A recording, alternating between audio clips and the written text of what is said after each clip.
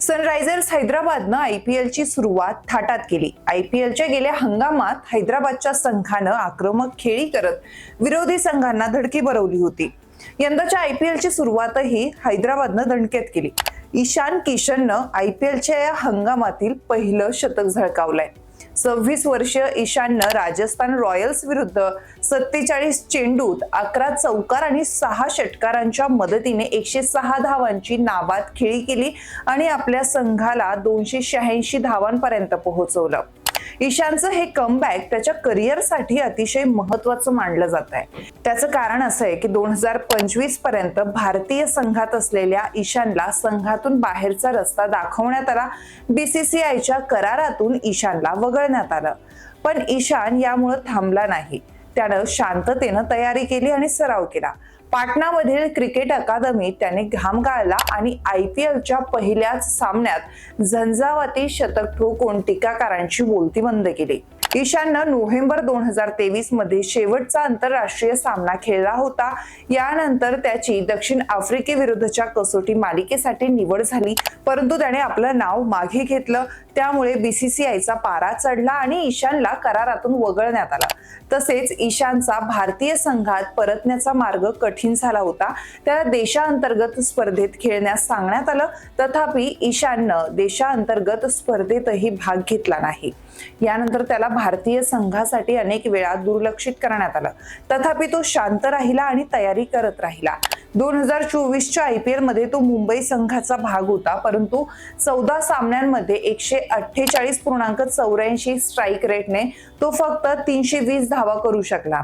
यामध्ये एका अर्धशतकाचा समावेश आहे। यानंतर मेघा लिलावापूर्वी मुंबई फ्रँचायझीने त्याला आपल्या संघातून काढून टाकलं। 2025च्या मेघा लिलावात त्याच्यावर मोठी बोली लागली आणि सनरायझर्स हैदराबादने त्याला 11.25 कोटी रुपयांनी खरेदी केलं। त्यामुळे त्याच्या कारकिर्दीला एक नवीन दिशा मिळाली आणि आता तो भारतीय क्रिकेटमधील स्टार पैकी एक असा असल्याचं सिद्ध त्याने करून दाखवलं। आयपीएल मधील पहिल्या शतकासाठी प्लेयर ऑफ द मॅच पुरस्कार जिंकल्यानंतर तो म्हणाला, मी थोडा घाबरलो होतो। पॅट कमिन्स आणि संघातील प्रशिक्षकांनी मला खूप आत्मविश्वास दिला। वातावरण खूप चांगलं आहे। मी मैदानावर माझ्या खेळीचा आनंद घेतला। गेल्या वर्षी या सुमारास राष्ट्रीय निवडकर्त्यांना आणि बोर्डाच्या वरिष्ठ अधिकाऱ्यांना असं वाटलं की तो रणजी ट्रॉफीला प्राधान्य देत नाहीये। त्यामुळे किशनला बीसीसीआयच्या केंद्रीय करारातून वगळण्यात आलं।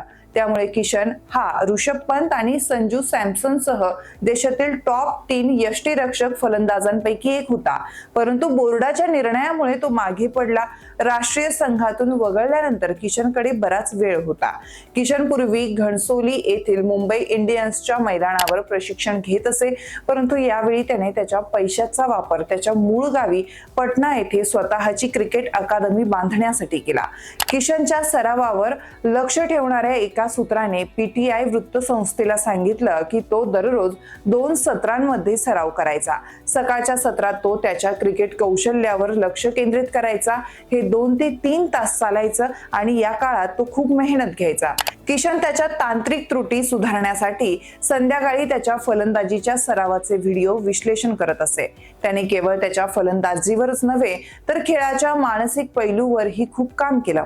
या काळात त्याला त्याच्या कुटुंबासोबत वेळ घालवण्याची सुद्धा संधी मिळाली।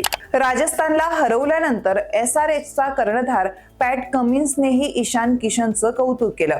कमिन्स म्हणाला, किशनची खेळी आत्मविश्वसनीय आहे। तो फक्त मोकळेपणाने खेळण्याचा प्रयत्न करत होता। या वर्षीच्या उर्वरित सामन्यांसाठी त्यानं एक निकष तयार केला आहे। संघासाठी काय करायचं हे त्याला माहिती आहे। खेळ एन्जॉय करत आपल्याला पुढे जायला हवं। आपल्याला येणाऱ्या सामन्यांमध्ये निर्भयपणे फलंदाजी करावी लागणार आहे। मित्रांनो, तुम्हाला ईशान किशनच्या खेळीबद्दल काय वाटतं हे आम्हाला कमेंट करून जरूर सांगा आणि व्हिडिओ आवडला असेल तर व्हिडिओला लाईक करायला विसरू नका आणि चॅनलला सबस्क्राईब करायला विसरू नका।